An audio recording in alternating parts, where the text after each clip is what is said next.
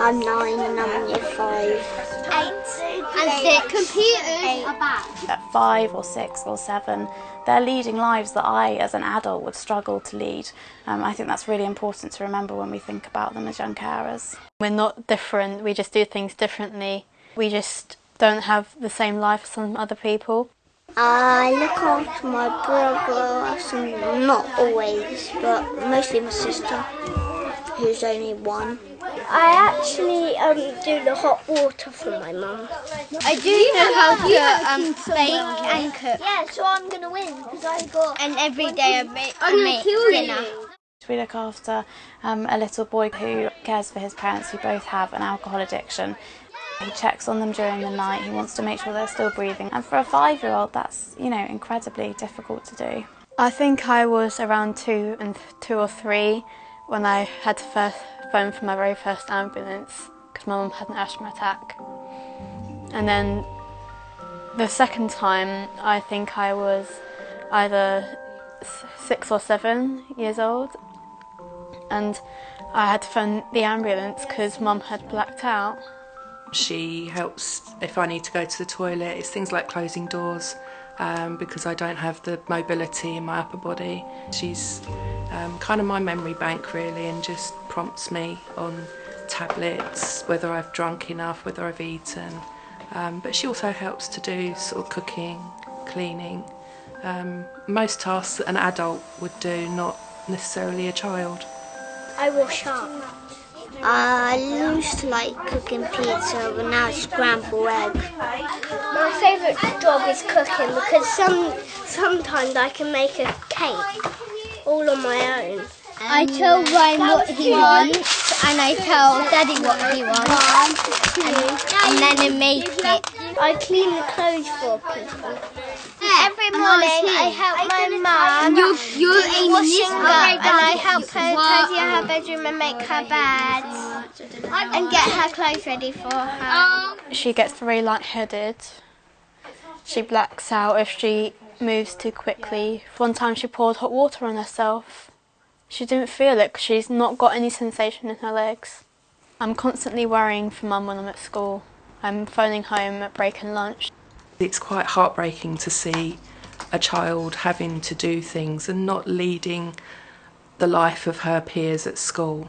There's lots of evidence to show that actually if you're a young carer you find school very difficult. You don't have the experiences that your peers have. You don't understand what it's like to go to the cinema or to go to a friend's house after school. That social isolation really compounds what it feels like to be at home and be a young carer.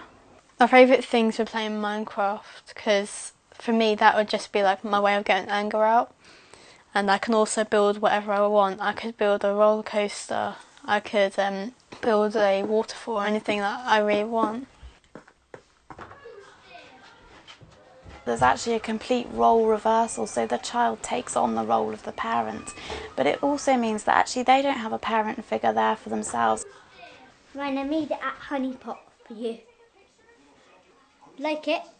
No one else is willing to step in and help these children with respite breaks and outreach support that are consistent right from the age of 5 all the way through until their 12th birthday.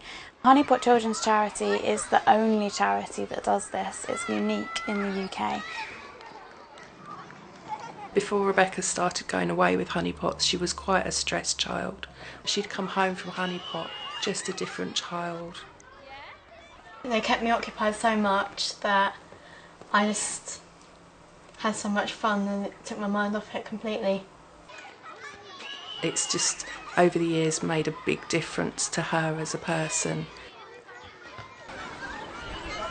So officially there are about 175,000 young carers in the UK, but higher estimates, which we as an organisation would tend to believe are more accurate, would put that number at about 700,000. We want to make a difference to more families, to more children in those areas where they have nowhere to turn at the moment. We have no government funding and really we're completely reliant on the public to help us help these families. It's all those sorts of things that we don't manage to do. because of my illness. So for her to do fun things like that with other kids, you can't put a price on that. You really can't. We are on the lovely Honeypot Play Bus, where the children get to come in their own community 3 times a year to play and to do lots of different activities. So I can see some biscuits that we're about to decorate, we have arts and crafts, we make cards for them to take home where they can just have fun and be children.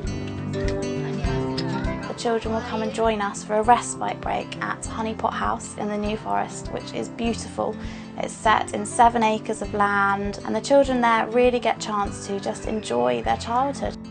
There was loads of cool things to do, the food was nice. We also give them Christmas presents and birthday cards, which for a lot of these children is maybe the only Christmas present they'll receive.